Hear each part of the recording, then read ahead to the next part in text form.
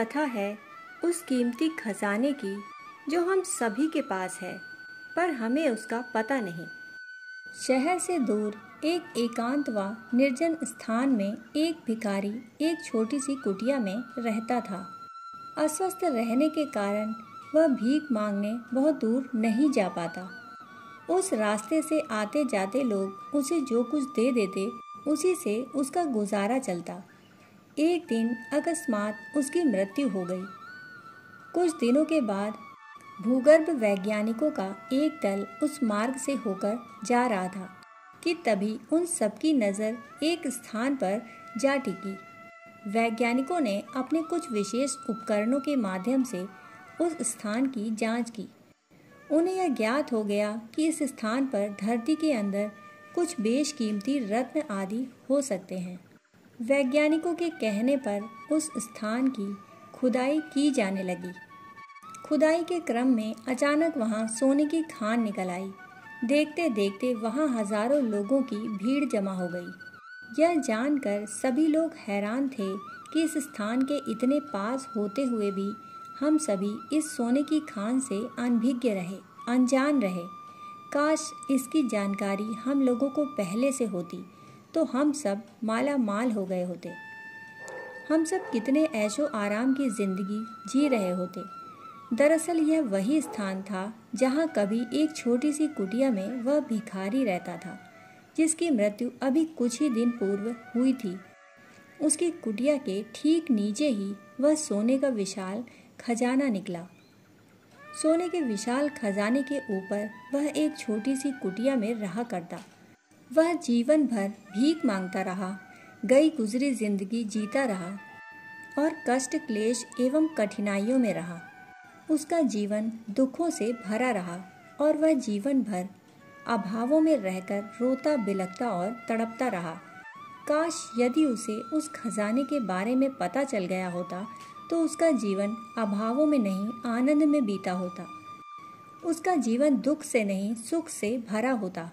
पर अब उस सोने की खान का उसके लिए क्या मोल था, जो इस दुनिया में रहा ही नहीं और जो इस दुनिया में रहते हुए उस खदान को न जान सका न देख सका।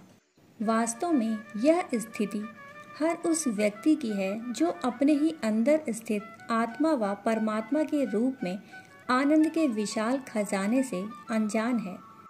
क्योंकि इस अनमोल खजाने से अनजान रहते हुए वह पूरा जीवन कष्ट क्लेश व कठिनाइयों में ही बिताता है। अपने भीतर आनंद के अमृत स्रोत के होते हुए भी सुख की चाह में जीवन भर विषय वासनाओं व भोग पदार्थों की याचना मनुष्य करता फिरता है।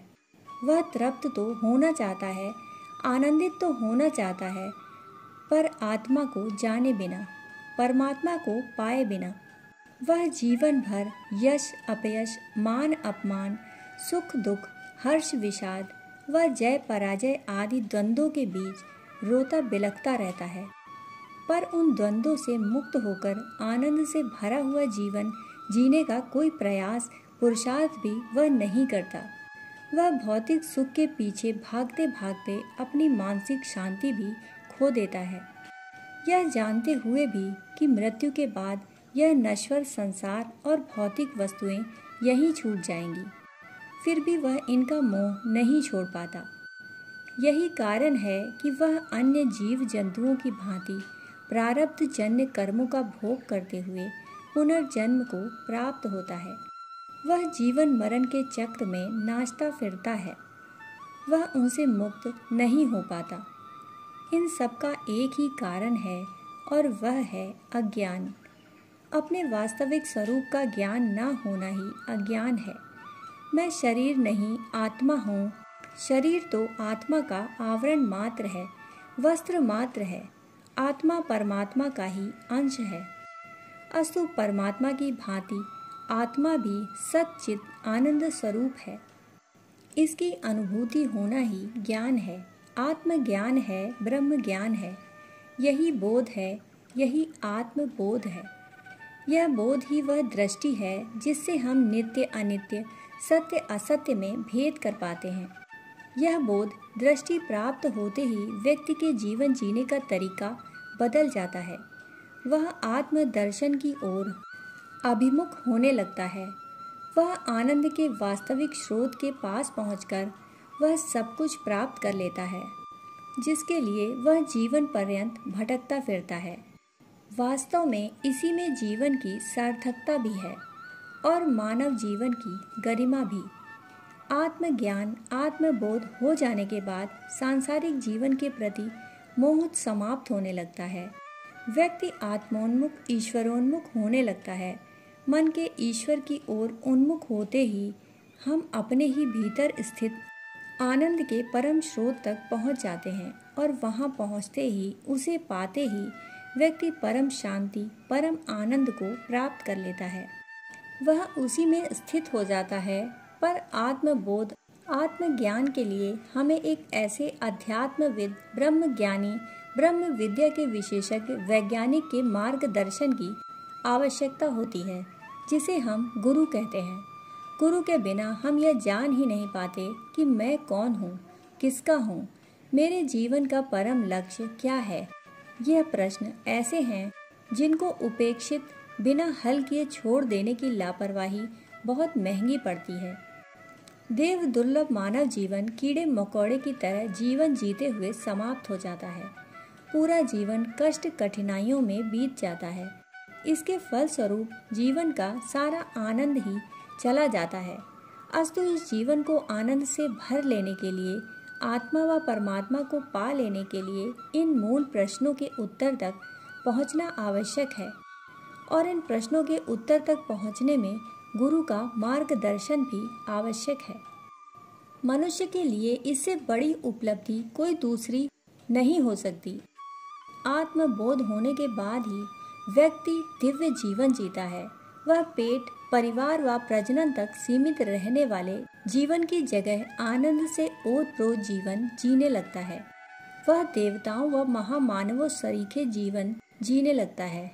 व्यक्ति जब स्वयं को ईश्वर का अंश समझने लगता है, स्वयं को आत्मा के रूप में अनुभव करने लगता है, तो उसकी पिछली मान्यताओं, आकांक्षाओं, योजनाओं, गतिविधियों व जीवन शैली में, जीवन दृष्टि में आमूलचूल परिवर्तन होने लगता है। आत्मबोध वह दर्शन है, वह दृष्टि है जिसे प्राप्त करते ही व्यक्ति का दृष्टिकोण ही नहीं वरन क्रियाकलाप भी बदल जाते हैं। इस परिवर्तन को ही आत्मिक कायाकल्प कहते हैं। यह बोध जिस समय, जिस पल, जिस क्षण व्यक्ति के अंदर घटित हो जाता है, उस पल से ही उसका जीवन सदा सदा के लिए शांति, संतोष, उल्लास, उत्साह व आनंद से भर जाता है। उसके अंदर करुणा, प्रेम, सेवा, संवेदना आदि के रूप में देवत्व अवतरित हो जाता है और उसे अपने अंदर और बाहर स्वर्ग ही स्वर्ग नजर आने लगता है। अस्तु हमें हर पल आत्मबोध प्राप्त करने के लिए सचेष्ट रहना चाहिए और यदि हम सचमुच इस जीवन में आत्मबोध प्राप्त करना चाहते हैं, अपने जीवन को आनंद से भर लेना चाहते हैं, तो हमें अपने आप से यह प्रश्न अवश्य ही पूछते रहना चाहिए कि मैं कौन हूँ, मेरी भौतिक सत्ता का प्रयोजन क्या है, पृथ्वी पर मेरी उपस्थिति का क्या प्रयोजन है। सत्य तो यह है कि लोगों की बहुत बड़ी संख्या अपने आप से यह प्रश्न एक बार भी बिना पूछे जीवन बिता देती है। वास्तव में ऐसे प्रश्न कुछ लोगों के मन में तभी आते हैं जब वे किसी मुसीबत का सामना करते हैं, जब वे अपने किसी प्रिय को मरते देखते हैं, जब वे किसी विशेष दुखद या कठिन परिस्थिति में होते हैं। तब उनकी जीवन दृष्टि, जीवन शैली बदल जाती है। उसका जीवन दर्शन ही पूर्णतः बदल जाता है। वह देह परायण नहीं बल्कि आत्म परायण जीवन जीने लगता है।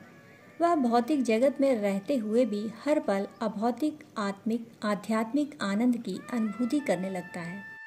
यह रूपांतरण, यह बदलाव ही व्यक्ति में आया वास्तविक रूपांतरण है, वास्तविक बदलाव है। यह रूपांतरण, यह बदलाव हमारी सोच, हमारे दृष्टिकोण, हमारी मान्यताओं को बदल कर रख देता है। यह रूपांतरण, यह बदलाव हमारे जीवन को आनंद से भर देता है, खुशियों से भर देता है।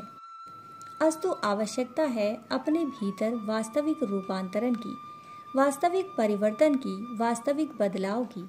और यह निसंदेह संभव है आत्मज्ञान से, आत्मबोध से, जिसके लिए हमें सच्चे मन से प्रयास पुरुषार्थ करना ही होगा। इसी में मानव जीवन की गरिमा भी है और सार्थकता भी।